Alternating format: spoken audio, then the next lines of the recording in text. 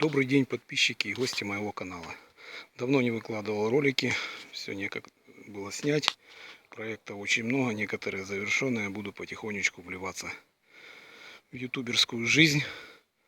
Хочу поделиться рецептом теплообменника. Не рецептом, а видео изготовления для камина теплый пол. Так уж получилось, что теплый пол у меня уже залитый лет 7. А до теплообменника руки не доходили. Точнее, один был, но был расположен в топке. Топка чугунная, французская, Шарлотта. Работал все хорошо, но как только кидаешь акацию, вода начинает кипеть. Поэтому я его отсек. И он просто работает как зуб на камине, чтобы не было обратной тяги, ветром не отбивало. Но идея есть, как бы была живая, так и осталась. Поэтому в прошлом году решил воплотить. Поехал в магазин чугунных топок. Продавцы сказали, что есть вариант, но цена была 380 евро. Точно такой же визуально, только квадратные углы. Прикинув все, взвесил, решил сэкономить. Поэтому приобрел на барахолке баллон 25 литров. И 50 литров баллон у меня был. Из 50-литрового баллона разрезал. Сделал трубу. Ребята прокатали ее на вальцах 200 мм по диаметру камина. Вырезал отверстие в баллоне. Отбросил нижнюю подставку, она не нужна была. Обварил. И буду подготавливать его потихонечку по краске. Сейчас буду тестировать его. Сварку. Второй шов наложил, потому что там было в нескольких местах мини-течь. Поэтому пришлось обваривать по новой. Как он устроен? Все в принципе просто.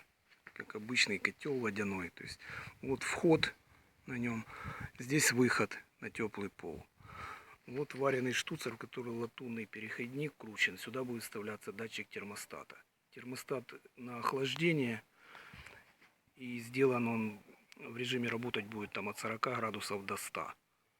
То есть именно охлаждение. Не есть на нагрев, а есть на охлаждение.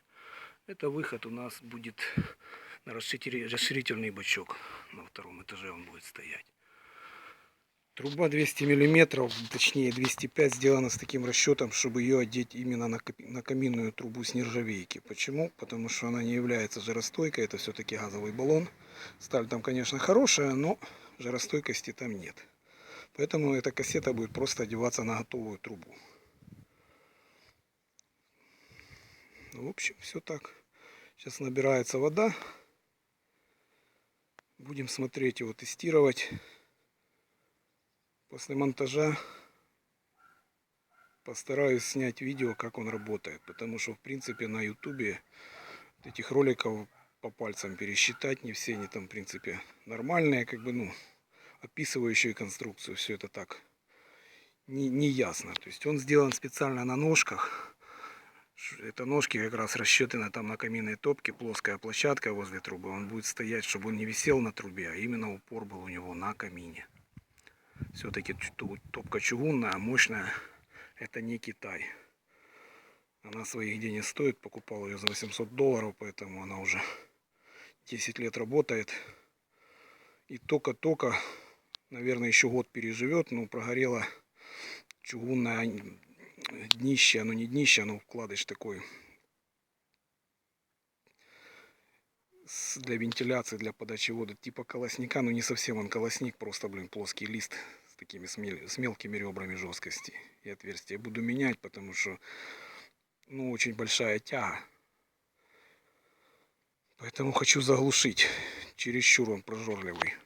То есть был сверху сделанный шибер уже. Шибер почти на всю трубу. То есть он 180 мм. Перекрывает и по кругу остается по 10 мм, чтобы не угореть. И все равно оно очень-очень хорошо горит. Греет классно, но горит хорошо. Поэтому работаем над вопросом экономичности. Будем снимать следующее видео. Сейчас проверим на течи. Если течи нет, будем подшкурим его, пошлифуем, покрасим жаростойкой красочкой и будем монтировать, потому как бабье лето, как правило, короткое. На этом все. Буду приятно удивлен или даже точнее обрадован, если специалисты, которые этим вопросом занимаются, посмотрят видео, напишут в комментарии, есть ли ошибки. Потому что теплотехник из меня на уровне техникума. А если учесть, что прошло 30 лет, то сами понимаете, память вышибает некоторые моменты, приходится по-новому учиться. Всем удачи, благ и мира. Привет из Украины.